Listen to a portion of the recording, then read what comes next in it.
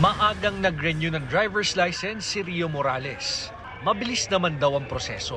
Akala raw niya, nakaprint pa sa likod ng resibo ang makukuhang bagong lisensya.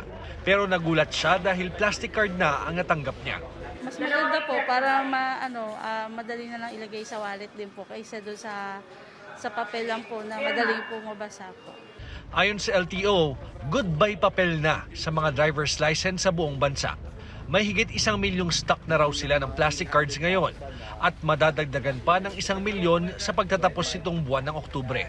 The TRO has already expired, no? So kaya tuloy-tuloy na ang aming production and deliveries. Yan ang utos sa atin ng DOTR, no, to optimize the time.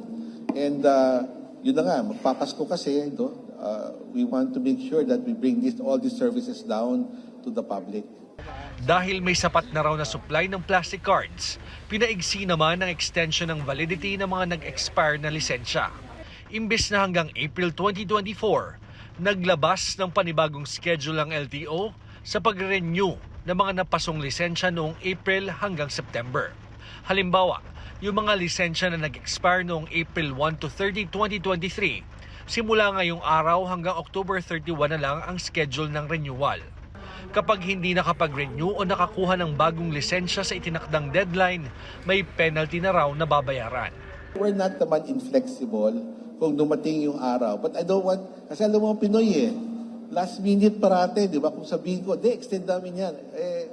Maghihintay until November 6 yan, tapos hopefully ma-extend, no? So babantayan naman namin. Sa ngayon ay nasa 2.4 million driver's license daw ang backlog ng LTO at target nilang maubos ito hanggang March 2024. Samantala, target din ng LTO na makapag-issue ng mga plate numbers sa mga bagong sasakyan sa loob lamang ng 7 hanggang 10 araw matapos matanggap ang mga dokumento mula sa car dealers. Kasi minsan may ibang dealers, mabagal-bagal rin mag-forward ng documents to LTO. So those things we will have to address kasi iba dyan online na . So we want to make sure that their responsibility to their customers are done on time. At saka walang turuan. Dahil tuloy-tuloy din ang paggawa nila ng plaka, target din ng ahensya na matapos ang kanilang nasa higit 13 milyong backlog sa mga plaka ng motorsiklo sa April 2025. George Cahiles, CNN Philippines.